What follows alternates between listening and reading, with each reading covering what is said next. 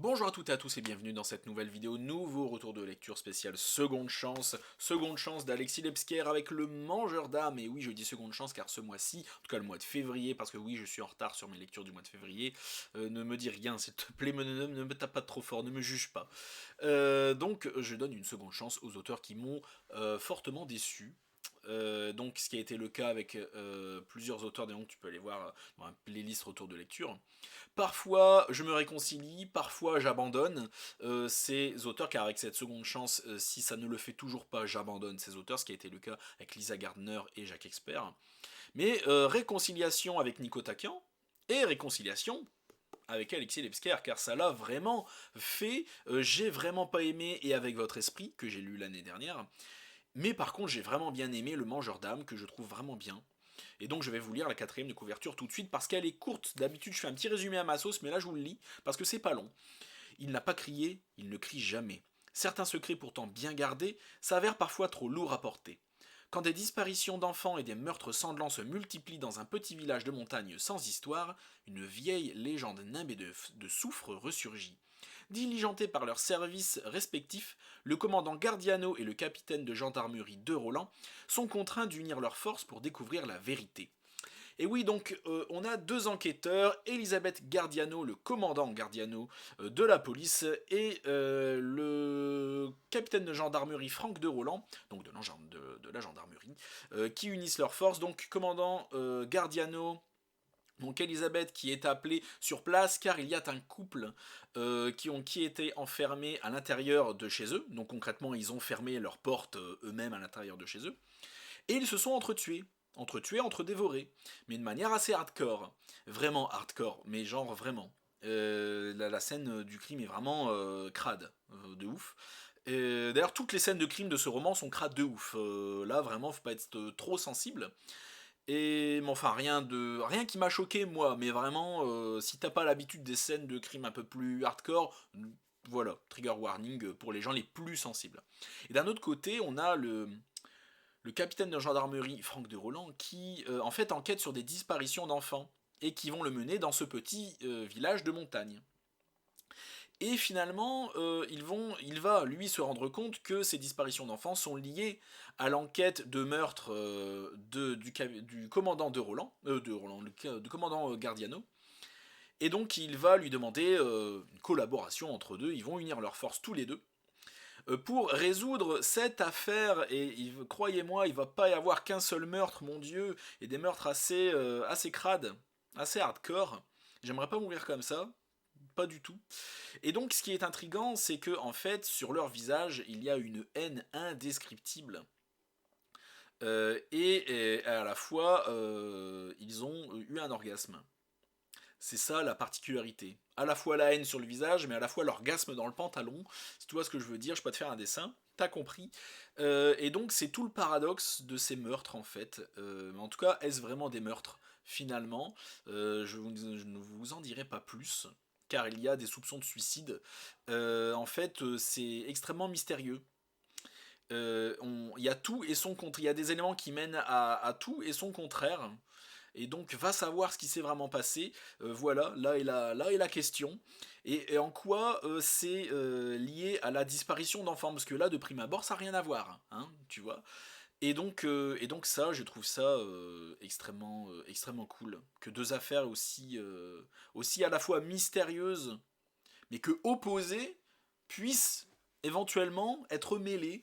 Et donc c'est vraiment bien foutu, c'est bien travaillé, j'ai beaucoup aimé. Le style d'écriture est sympa. Voilà, donc c'est pas aussi incroyable qu'un Stephen King évidemment, mais à chaque fois on me reproche de pas parler du style d'écriture. En tout cas ça arrive qu'on me le dise.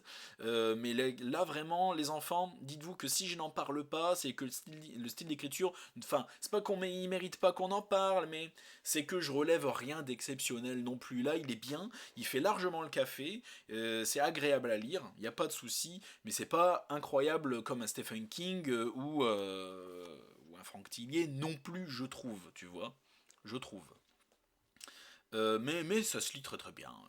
Donc les personnages de Gardiano et de Roland, ben elle, Elisabeth Gardiano, elle est vraiment, on sent qu'elle a un vécu, un passé lourd, qu'elle a vécu plein d'épreuves, mais elle passe pas non plus son temps à se plaindre, elle passe pas son temps à raconter sa vie. C'est une femme forte qui a un vécu lourd, mais qui fait son boulot et qui enquête.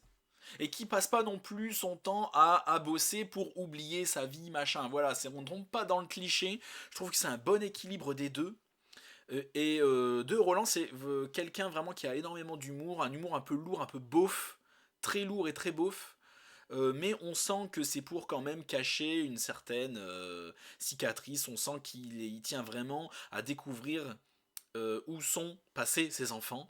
C'est quelqu'un qui finalement, au travers de sa personnalité un peu potache, cache vraiment un amour du métier et veut vraiment savoir ce qui s'est passé pour ses enfants. Ça lui tient vraiment à cœur.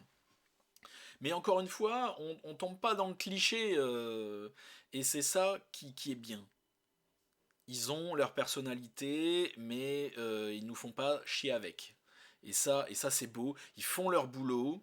Il y a des petits moments où ils racontent leur vie, mais c'est pas intrusif. C'est juste sur 2 pages. On apprend à les connaître, mais c'est juste ce qu'il faut. Et c'est vraiment cool. Et et c'est les héros. Le héros du truc, c'est l'enquête. Et c'est les victimes et c'est les enfants. C'est pas les enquêteurs. Même s'ils sont bien présents avec leur personnalité et leur vécu. C'est vraiment un juste équilibre de tout. Et c'est vraiment très sympa. On est plongé dans cette petite ville de montagne. Avec évidemment le thème d'enlèvement d'enfants qui est fortement présent. D'ailleurs, trigger warning à la fin, hein, si tu es sensible à tout ce qu'on peut faire comme crime à des enfants. En fait, c'est pas trop présent. Les 90% du roman, c'est tout est concentré sur les 20 dernières pages. 20-30 dernières pages, vraiment, tout est là. Et si tu es sensible à ce qu'on peut faire comme crime à des enfants, prépare-toi si tu veux. Encore une fois, trigger warning aussi sur des scènes de meurtre. Comment sont morts ces victimes. C'est sanglant, c'est un peu hardcore. Enfin, rien qui m'a choqué moi. Moi j'ai trouvé ça cool. Évidemment, parce que j'aime ça et j'ai l'habitude de lire ça, donc j'ai trouvé ça vraiment bien. Mais si toi tu es un peu plus sensible et n'as pas l'habitude de scènes de meurtre un peu plus choquantes et sanglantes, voilà, je t'aurais prévenu, fais un peu attention, prépare-toi à avoir des scènes comme ça. Voilà, je préfère le dire. Après, ce qui m'a aussi beaucoup plu, c'est que en fait, je vais le comparer un peu Et avec votre esprit, qui, lui, n'a pas tenu ses promesses religio-scientifiques, si tu veux. Un peu à la Dan Brown, on a à la fois beaucoup de religion, après avec un peu de science et d'art, tu vois, voilà. On sait qu'on va avoir ça, les promesses de la couverture et du titre, c'est ça, et les promesses sont tenues. Dans Avec votre esprit, on avait un peu des promesses un peu religieux, tu vois, rien qu'avec le titre et un peu avec ce qu'ils nous disent dans le résumé. Mais ça n'était absolument pas tenu. Mais là oui, rien qu'avec le titre Le Mangeur d'âme, on sait, je peux pas vous dire à quoi ça fait référence, mais réfléchissez 10 secondes et vous saurez à quoi ça fait référence. Et que du coup, rien que ça, on sait que va y avoir des bails un peu religieux, un peu démoniques, un peu tout ça. Et ne serait-ce que ça, quand ça parle d'âme, oui, évidemment que ça va parler de tout ça. Donc, il va y avoir des bails religieux, des bails démoniques, des bails de sorcières aussi. Et Elisabeth Gardiano va enquêter vers cette direction. Et oui, elle va y aller, elle va chercher au moins à se documenter là-dessus, à savoir est-ce que ça a été pris en compte dans la psychologie et tout. Oui, oui, oui, enfin. J'ai eu mes scènes avec des prêtres et des évêques. Oui, il y a ça. Et la promesse est tenue cette fois. Ce que j'avais reproché aussi, il faut savoir qu'Alexis Lebsker est un ancien champion de poker et que dans la personnalité de son enquêteur, que je ne me souviens plus du nom du tout, euh, c'était beaucoup trop présent, à savoir que l'enquêteur vraiment enquêtait selon des probabilités. Genre il faisait ses probabilités dans sa tête, comme un joueur de poker, et il se disait, il enquêtait comme ça, et il pariait comme ça là-dessus. Là, c'est pas le cas. On a des petits trèfles de joueurs de poker, mais c'est vraiment hyper léger. Vous pouvez complètement passer au travers si vous faites pas attention. Je pense être passé au travers de certaines, tu vois. Bon, à un moment, il y a un casino. mais c'est vraiment pas le sujet, c'est pas le propos. Ils y vont, c'est un casino abandonné, il y a une scène où dedans, mais j'imagine que c'est un... Voilà, on peut pas passer au travers. Mais c'est vraiment pas le sujet. C'est vraiment pas le propos, c'est vraiment pas intrusif.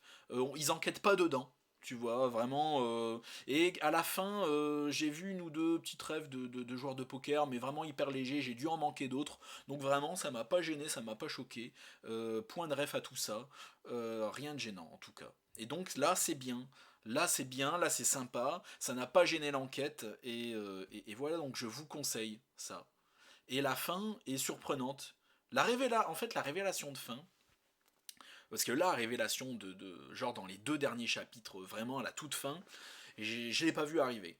Je l'ai pas vu arriver, du coup très bon point, parce que c'est tellement rare quand je vois pas arriver les trucs, que oui, formidable, très bien, incroyable, super, belle révélation, je l'ai pas vu arriver, pourtant c'est logique. Il y a même dans les noms, faites gaffe aux noms parce qu'ils. Enfin, je peux pas vous dire, encore une fois, ce serait spoilé, mais lisez bien les noms. C'est tout ce que je peux vous dire, lisez bien les noms, faites attention à ce que vous lisez, car en fait, les indices sont très subtils et je ne les ai pas vus. Pour une fois. Donc je me suis fait rouler par Alexis Lebsker, ce qui m'a d'autant plus impressionné qu'on avait tous les éléments en main finalement. Et donc oui, je l'ai pas vu venir, c'était très cool. Et c'était très logique. Il y a de l'émotion, il y a de la belle enquête bien mystérieuse. C'est un 20 sur 20. Je m'étonne moi-même de le dire. C'était haletant, il y a du rythme. Le style d'écriture fait le café, encore une fois. Il m'a pas non plus. Ça m'a pas non plus. Voilà, mais ça fait largement bien le café. Voilà, suspense rythmé, maîtrisé, les sujets religieux et démoniques, de sorcières, tout ça, tout est maîtrisé, tout est bien. Je vous le conseille, lisez-le. Moi, je l'ai chopé à Emmaüs à 2 euros. D'ailleurs, je ne vais pas vous le cacher, le prix est marqué là. À moi qui. Voilà, le prix est marqué là. Je ne sais pas si on peut le voir, il y a trop de lumière. Mais je l'ai chopé à 2 balles à Emmaüs. Donc, si vous le voyez, lisez-le. C'est testé et approuvé, j'ai envie de vous dire. Voilà. Donc merci à tous d'avoir regardé la vidéo jusqu'au bout. Si on m'avait dit que j'allais faire un retour de lecture si positif pendant mon mois seconde chance, alors que j'étais quand même parti assez négatif, pour être très honnête. Je me suis dit, en fait, j'ai tellement pas aimé avec votre esprit que je me suis dit, bon, je l'ai pris du bout des doigts. La première moitié, je l'ai lu avec beaucoup de circonspection, mais en fait, non, c'était trop bien, c'était cool. J'ai hâte de lire les autres romans d'Alexis Lebsker, s'ils sont tout aussi bien que celui-là, finalement, c'était très bien. Donc n'hésite pas à liker la vidéo, à la partager, à taguer Alexis Lebsker dessus, même si je vais le faire moi-même, mais n'hésite pas. En plus, il m'a suivi il y a quelques jours sur Instagram, très content, très cool. Donc voilà, n'hésite pas à t'abonner à mon Instagram, à mon groupe Facebook, à mon Twitch et à ma chaîne YouTube, voilà. Merci à tous et à la prochaine chez Alistair.